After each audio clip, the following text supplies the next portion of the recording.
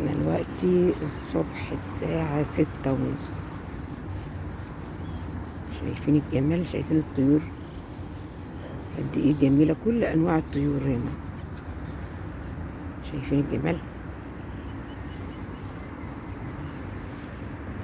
جو برد بس لازم نمشي الصبح كده شوية.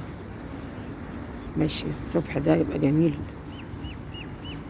يعني قلت لكم قبل كده المشي له فوائد ملهاش نهاية.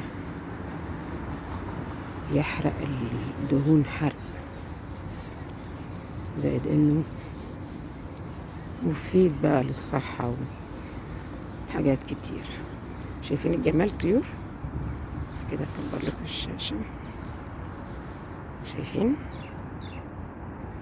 منظر جميل قوي في كل مكان بقى متجمعين كده. المنطقة دي شايفين الجمال، الشارقة بقى جميلة وهادية كلها عوائل.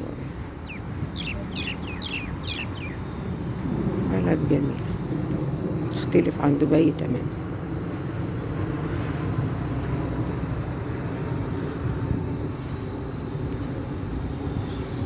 حبيت اوريكم الطيور الجميلة دي، شكلها جميل.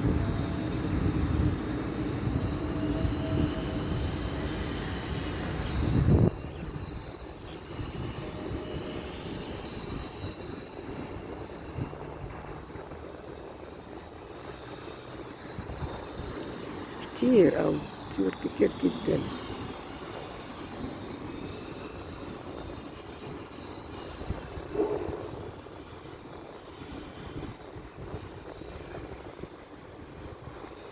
والمشي في المنطقة دي ممتع يعني. نمشي فيها، الممشى ده جميل جدا. كان جوه هنا بندخل في ممشى خاص بالدخول، ممشى في المدخل ده خاص يعني، وفي ممشى خارجي لوحده. شفت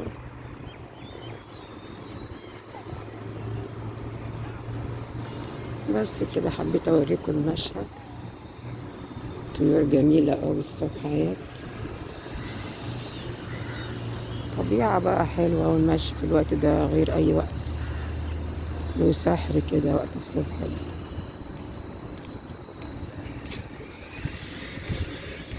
أتمنى يكون شوفوا كتير قوي، كتار، شكلهم جميل، طيور حلوة.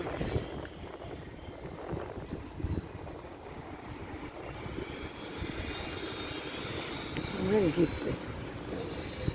بس كده، شوف كتير كتير يعني، غير التصوير يعني باينين جدا، باين كتير قوي.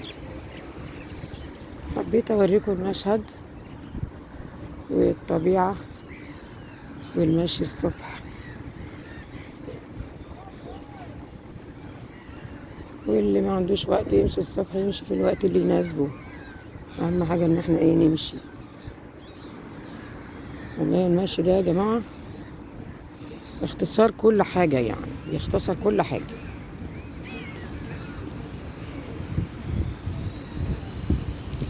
ولا جيم ولا اي كلام فاضي منه. لان انا اصلا اساسا لاحظت ان انا لما بداوم على الجيم والله وزني بيزيد في الوقت ده. والحاجة دي كانت مجنناني الحقيقة. اقعد الاقي وزني بينزل. هتقولوا لي بقى عضل ومش عارفه ايه والكلام اللي بيقعدوا يقولوا له ده، انا ما بقتنعش بالكلام ده. والجيم عموما ما في اعتقادي هو حلو في حالات وفي حالات لا. انما انا في اعتقادي المشي بيختصر كل الرياضه. ده تجربتي انا كتجربه. ده المشي وفادني اكتر من الجيم عموما يعني. بس كده، حبيت اوريكم ده طيور هناك كتير جدا في الاخر بلا نهايه. حبيت اوريكم، واتمنى يكون الفيديو عجبكم، واشوفكم في فيديو جديد اجمل واجمل.